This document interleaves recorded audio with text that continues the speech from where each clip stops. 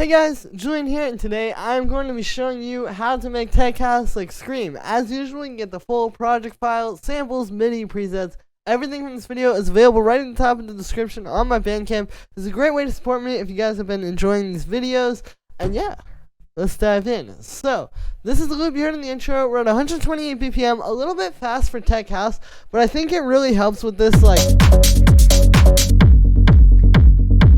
you know, it's not a standard tech house style. Like, it's more like kind of aggressive and like like that. So I think 128 works really well for that. But the first sound that we have here is the kick, which sounds like this. So this kick is made using 2 layers. What I've done here is, you can see I've used Ableton's EQ3. This is a really good way to layer drum sounds together like this, because what you can do, as you can see, I've just taken, like on this one, I've got just the low end. And then on this one, we have just the mids and highs. And this is really good because a lot of times, like, you know, if you try to use an EQ8, for example. So let's say I have, like, one of these is going to be cut here. And then let's say the next one is going to be, like, the opposite cut. So then that will be like this. So you see how there's, like, if I make it big, see how there's like that little dip there? So you're going to miss those frequencies if you try to layer this together just using EQ8. With EQ3, I'm pretty sure the cutoff point is perfect. So you can just layer these together and just take the mids and highs from one and the lows from another. So it's a really great way of doing it. But yeah, so I'll show you what these kicks sound like originally. So there's the low end kick. You can see, like, this one has a nice low end to it, but the highs and mids weren't quite there. And then with the mid and high kick, you can see, like, the mids and highs are really good. This has a lot of punch to it. It hits really hard, but it doesn't really have as good of low end. So we just layer them together. And there you go, you get the best of both. And yeah, I'll also talk a little bit about the type of kick. I noticed, like, in these tracks, you want something that kind of has this, like a little bit crunchy sort of punch to it in the mid-range and highs. It really needs to have that texture, so I recommend looking for a sample like that. And yeah, if you want this one, link is in the description for the one that I made. But yeah, so then after that, we just have this going through a bit of saturation and a bit of drum bus here. So I'll turn these both off and just kind of turn them on one by one. Here's for nothing. And then with the saturator. And then with the drum bus. So you can see the saturator, it's just giving these like that fatness and gluing them together. And then the drum bus, you can see I actually don't have the drive or the crunch up at all, or the boom or anything. The damp is all the way up. I'm only using this for the transient shaper, just to give it a little bit more of like an attack. Here's without this. And then with it. So you can hear it's subtle, but it just gives it that last little boost it needs to like really hit when you're layering these kicks together. And you can also see that we have the tuner here. So this kick is hitting at F sharp. That's the key of this track. You'll see that's the key that the bass line is tuned to. One last thing with that though is just making sure everything's like rightly in tune. You can see I tuned this kick with the transpose, but also with the detune here, because if I turn off this detune, see how it's F sharp but it's kind of off? It's not like right on the note. So you don't want that, because what's going to happen is you're going to hear it kind of warbling with your bass line and stuff. It's not like perfectly on the note. So this detune is what allows you to go in and get it right in the middle there, so that it'll line up well with everything else and you won't hear like weird detuning between your kick and bass. And yeah, that's it for the kick. After that, we have the bass line, which sounds like this. So it's a really simple bass line, you know. I was going for that auto chant sort of vibe where it's just like just straight 16th notes. You know, it's very driving. It almost feels like techno. Like, I kind of feel like you could use this kick and bass in techno and just maybe make them a little bit harder, or do some things a little bit different. But yeah, it's just like this really like. And the other thing is, like, you might say, oh, this bass line is one note, but this actually was going to work really, really, really well in the club. The reason why is because it's steady. Typically when you jump between notes, like let's say I'll have this go down to D. See how the bass response is a little bit different at D? Like certain frequencies are a little bit louder that weren't loud before, and certain other frequencies are a little bit quieter that were a little bit more up front before. So that obviously, if you have like this following a chord progression or something, you need to do that. But if you have a more like kind of percussive, kind of raw track like this, just having the one note is gonna make it so the bass is really solid and it's just like that same, hard hitting note throughout. That's gonna work really well, and people aren't gonna hear it really and notice like I think a lot of people think, oh, you have to have a chord progression or you have to do this and that, but you really don't. Keeping it simple like this can work really well, and it's worked well in a lot of tracks in the style before.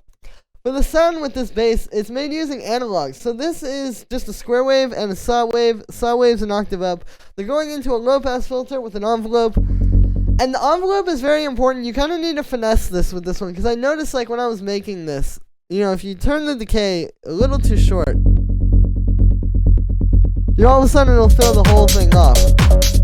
Or if it's too long, it can throw it off too. So just like sitting there and really like fine tuning this, I think really makes a big difference. And it's not just like the decay, it's also the envelope amount, because if we start turning this up too much, you start to lose some of that nice low end from it.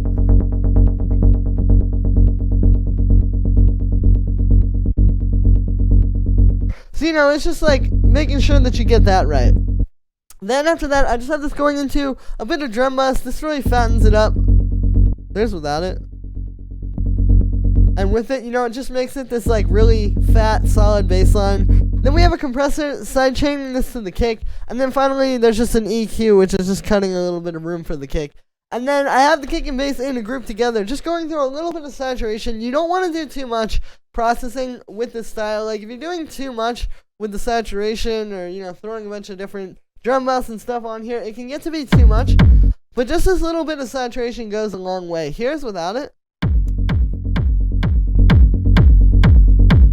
And with it. So you can hear what that's doing. It just gives it kind of fills in the space between the bass line and the kick and makes them fit into more of an even place.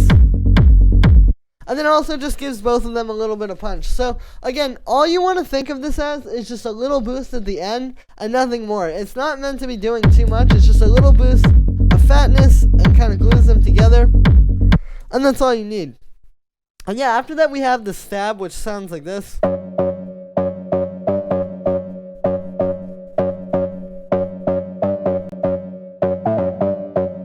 So here are the notes. You can see, really simple, just mostly staying around F sharp, and then it's just kind of got a few different notes here,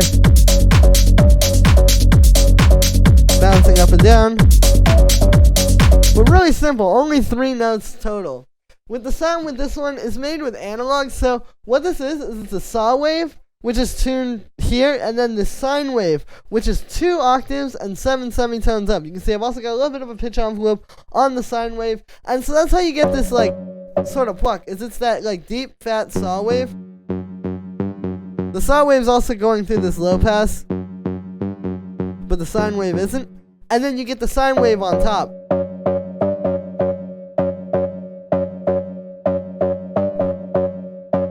And then there you go, that's the sound. So yeah, and then we've just got the amp envelope set like this. I've got both of these amp envelopes working because each oscillator is going into a different one. Then we just have a bit of reverb. Just like this short little reverb makes a nice bit of space on top of the sound. Then I have this drum bus and the saturator. So with this sound, you kind of need to do a lot to fatten it up. Like it's not going to just have this sound right out the gate. Even if I start turning this up, see how like it just still sounds really out of place in the mix without this stuff. And then when we turn it on, it feels like it fits more evenly. So that's the thing with this. It's not really going to sound like that fat just coming out of the synth. So you just add this stuff, and it does a lot. So here's with just the drum bus. You can see that's doing like a lot of boost, but it's still not quite enough. And then we bring in the saturator and it does a little bit more. And this also kind of like distorts the two oscillators together a little bit, because like if I turn up the saturator even more, yeah, that can actually sound pretty cool. So we're just kind of playing that up a bit. And then finally, I just have a high pass filter. Yeah, and then after that stab, the last stuff that we have down here is just the percussion, which sounds like this. So we start with this clap, pretty standard sort of tech house clap. You know, you just want to make sure you're getting one like this that's very cracky and has a lot of punch to it. And then I just have that going through a bit of drum bus. Then we have this open hi-hat, which is made with two layers. We have this one and this one. So this one's more of like the kind of high end, and then this one gives us some nice punch, and then we put them together and you get the best of both. So it's important in this style because you need this open hi-hat to really hit. You know, it can't just be like a little tiny shaker or something. It really needs to be powerful. So layering these two sounds together, and not just layering two sounds just to layer them, but layering two sounds that complement each other really well, is going to make a big difference here. And then those are just going through a bit of drum bus to fatten them up. And then I have this EQ8, which is boosting the highs, because you can see here, the highs kind of dip off at the end. So there's without that. And then with it, it's almost like without it, it sounds like it has a low pass filter on it, but yeah, it's just a good trick to kind of get your hi-hats a little bit brighter. Then we just have these extra hi-hats and shakers, I guess you could call them.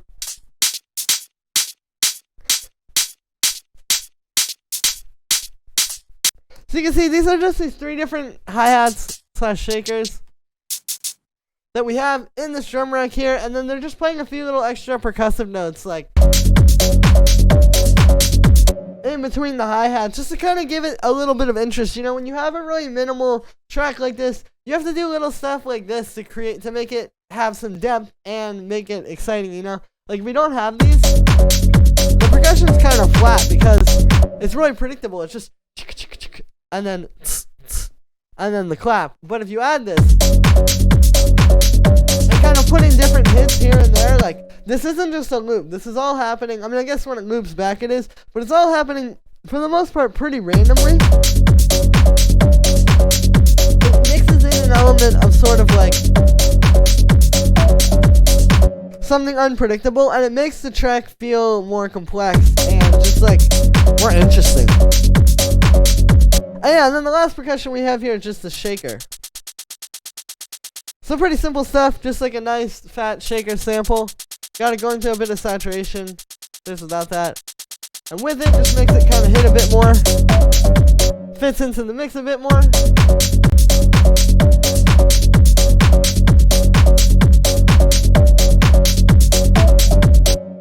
And yeah, so that's it for the shaker and the percussion, and that's also going to be it for this video, guys. So, as always, I hope you enjoyed. Make sure to like this video as well as subscribe. And let me know what you think of this video in the comments. Like I said in the beginning, you can get the full project files, samples, MIDI, presets, everything from this video is available right at the top of the description. And if you're a patron on my Patreon, check there because it's already available. It's a great way to support me, guys. Like I've said before, don't make a whole lot off of these videos, but with these sample packs and Patreon and all this kind of stuff, I'm able to keep making awesome videos for you guys every day so we can all keep learning how to make this music.